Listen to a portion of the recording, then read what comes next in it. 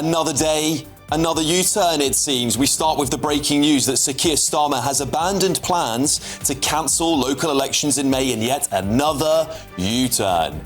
Instead, elections in 30 local authorities will now go ahead, reversing a previous decision to delay them until 2027. The change in policy was announced in a letter from Steve Reed, the local government secretary, ahead of a legal challenge by Reform UK later this week. Well, Reform UK leader Nigel Farage has posted this on X. We took this Labour government to court and won. In collusion with the Tories, Keir Starmer tried to stop 4.6 million people voting on May 7th. Only Reform UK fights for democracy. Of course, we'll be live with Nigel Farage's reaction in just under an hour's time. OK, well, we can now go and speak to political commentator Andy Williams to get his thoughts on this. Well, quite a big story today, Andy, isn't it? Another U-turn from this government. Is this U-turn number 16 now? How do you feel about this massive U-turn? Do you think Labour councils are going to be ready to fight this battle? Well, they're going to have to be. And I think, firstly, Alex, you do have to chalk it up as another U-turn for the Prime Minister. I think you have to laugh at the irony of Keir Starmer, the ultimate lawyer, being stymied by legal advice in this case. I think it's another example, though, of where actually the government should have stayed the course, because this was never about, as Reform have claimed, elections being cancelled or a subversion of democracy. This was a postponement to allow for the biggest restructuring of local government in a generation. And I should just say why that's really, really important that this is happening, because local government in this country is too bloated. There are too many layers, which means it's too expensive, and the people involved are not accountable. So I think it's really important to go back to the principle. And yes, this is another embarrassing U-turn for the Prime Minister, and there's no doubt it's a big win for Reform UK. But actually, the rationale behind this reorganisation of local government is absolutely correct. Indeed, Andy, I don't think anyone's questioning whether the rationale is correct, but of course, there's no price on democracy. And I think it is embarrassing for the Prime Minister. As you correctly said, this forensic lawyer of a Prime Minister who's been beaten by legal advice, challenged by Reform UK. 21 of these councils are controlled by the Labour Party. Of course, Reform polling exceptionally well in those places. Could this put the Prime Minister's job ever more at risk now? Yeah, I mean, I've been on the record in the last couple of weeks and said that I think the 8th of May, the day after the local elections in May, is going to be the end of his premiership. I cannot see a way through for him if the elections go as badly as we expect, which is very, very badly indeed. I think that Scotland and Wales are actually going to be the more significant factors than the local elections themselves. But the entire picture, if Labour do as badly as we expect, and we know how unpopular the Prime Minister is, leaves us with only one conclusion, which is that I think he'll be forced out. I mean, actually, his the biggest tool he has left in his armoury is that there is no obvious successor. And I think if he does stick around, it will be because the other people within the Labour cabinet, the other contenders, are fighting amongst themselves and they can't align on a candidate. Indeed. And Nigel Farage in his post, of course, claiming victory here, which I think might be fair in this case because it was their challenge, Reform UK's challenge to the courts, that seems to have forced the Prime Minister and the government's hand on this one. He said that the Conservative Party were in collusion with Labour to cancel elections. What do you make of those comments, Andy? Well, of course he does, because Nigel Farage's whole his MO is to try and paint Labour and the Tories as one and the same. As the uni party, sort of continuity, establishment politics, and obviously that's his line. As I say, I hate to say it, I'm not a supporter of Reform. I think they'd be a disaster for the country. But of course you have to chalk this up as a win for them, because as you said, it was their legal challenge. Absolutely, Farage is going to make hay out of this.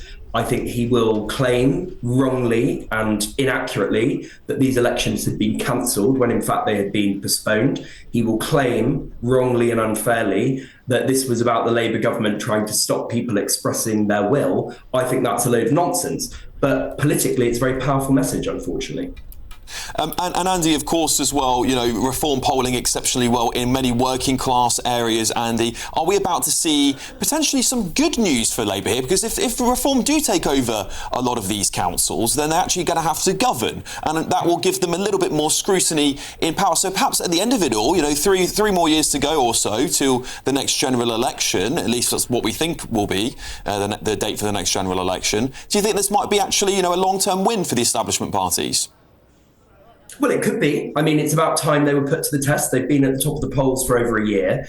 And I'm pretty confident that actually when reform are under the microscope, I don't think they'll perform. I don't think they will show that they're ready to govern at all, partly because I don't think they have strength in depth in terms of high caliber individuals within the party. You only have to look at the shadow cabinet, their sort of shadow cabinet, inverted commas, their front bench.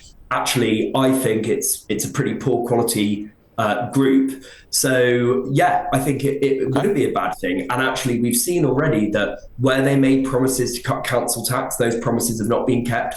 We've seen that, I think it's in Worcestershire, there are hundreds of thousands of pounds being spent by taxpayers on car parking for councillors. So all this message that reform are going to be completely different and they're anti-establishment and they're this and that, I don't think it will prove to be the case. I think they will govern largely poorly, or at least no better than any of the others. And yeah, let's see, bring it on. All right, Andy Williams, thank you very much for joining me. Pleasure as ever. Let's bring in GB News political editor Christopher Hope. Chris. Hello, I'm Bev Turner. Now, it can feel like the money in our bank accounts at the moment does not keep up with the cost of living. And maybe there's a solution. I'm here today with the CEO of TallyMoney, Cameron Parry. Cameron, what is TallyMoney? Well, Bev, with TallyMoney, you get a current account and a debit card, but instead of pounds, you use milligrams of gold as your everyday money. So why gold? Gold traditionally is a great store of value. It has, on average, gone up at over 11% per annum for the last 25 years against the pound. It's tripled in value in the last decade. And in the last 2 years alone, it's increased by 50% against the pound.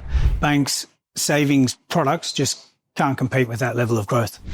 But this isn't just about gold. This is about a currency that you guys have created at TallyMoney. Explain it to me as though I'm an idiot. So, look, people need to be able to hold their earnings and build their savings in a money that retains its value and remains in their legal control and remains theirs to access, away from government control. Great. You had me at not exposed to government control. You should feel safe and happy with your money. You should have peace of mind. The more money you see in your bank balance, and that's the type of thing we're trying to deliver, and give people choice in the type of money they get to use every day. Brilliant. Thank you so much, Cameron. Thank you.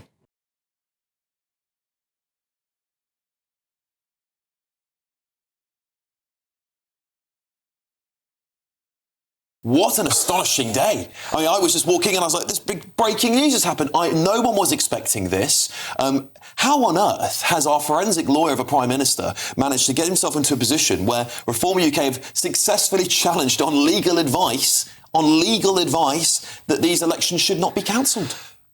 Andy's right. This is a complete disaster for this Prime Minister. There were going to be 4 million people not having the vote in these elections in England, in these seats in May. Almost all of them, or the vast three-quarters of them, I think, from memory, were Labour seats, and the balance Lib Dem and Tory. These are the elections which they didn't want you to have. I mean, that is the immediate tagline that Reform have now. They can say, they didn't want you to have this vote, show them a lesson. It's the ultimate advert for an anti-establishment, anti-government governing party, which is Reform UK. It is quite extraordinary, the fact that they could do this on clearly such questionable legal ground. I interviewed Steve Reed, the local government secretary, about this. They were said, well, these poor councils, they can't organise a shake-up of scrapping different tiers of government at the same time as an election. Well, we were saying to them, back in 1997, I remember when people voted for parliaments in Scotland and Wales, and 2 years later, elections happened for them. Why couldn't the same kind of work happen this time? This is absolutely a thunderbolt from the blue to our political system. Difficult to understand how the government allowed this to go ahead. They've handed a gift, a political gift to Reform UK. Yeah, this is a huge victory for Reform. It's probably one of the biggest U-turns we've seen from this government so far. I would say it's the bigger. I would say it affects the most people. Because it affects everybody. Yeah. You can look maybe at the reversal on the winter fuel allowance, for farming support, pubs, but those are slices of our population. Indeed. This is everybody. Yeah. Everybody gets a vote in May because Reform took them to court. That is amazing and deeply, deeply embarrassing. And the vast majority of these councils, 21 of them, I believe, are Labour-controlled councils. And now they're going to have to prepare themselves for a local election fight they never thought they were going to have. They'll be printing leaflets now, Alex. I mean, it says in this letter here, which has been sent to council leaders by Steve Reed, he says we're now providing £63 million in additional capacity funding to the local areas undergoing reorganisation. And that gives the lie to me about the reason why they call them off in the first place, because there's too much effort, cost. I remember actually vividly saying it to Zia Youssef when he was sitting in that chair there, and I said to Zia Youssef, well, it's a bit of, surely you save money by not having elections, and he said, well, why not cancel all elections? Yeah, it's a good point. The point about democracy is it's annoying and it costs money. Yes. And that's why government should do them. Indeed. Look, going back to this High Court decision, because this is really what's triggered it all. Reform must have got some good legal advice to say, actually, you might beat the government here. And this would be a massive victory, of course, for you if you take them to court. Now, of course, the government are going to have to pay those legal fees as well. This has all ended up costing the government not just more money, of taxpayers' money, this big U-turn, but it's also going to end up costing them politically quite heavily because it's another mess. Well, I'll dig down into the legal whys and wherefores. I mean, it looks like they have had fresh legal advice saying you're not going to win this one. Because it essentially comes down to money.